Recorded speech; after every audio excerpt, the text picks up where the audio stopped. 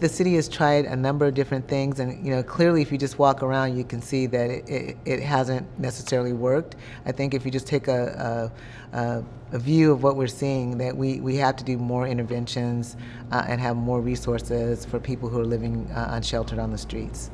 Homelessness is such a broad issue, and there's so many different people that are affected in so many different ways. I ran into a couple who their child was sick, so they were here taking care of their kid.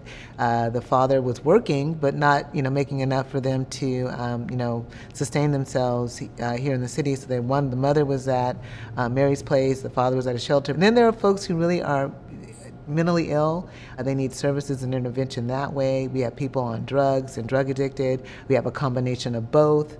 We have people who come in and exploit those folks who aren't homeless, who come into the homeless camps and sell drugs or engage in human trafficking. I mean, all these things are occurring, so it's not just one little thing.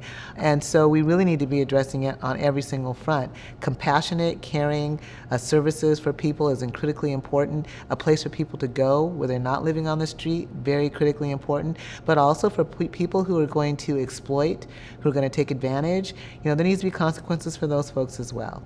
These issues about public safety, homelessness, drug addiction, crime, violent crime, and a lot of major cities are dealing with them all across the country, some more than others.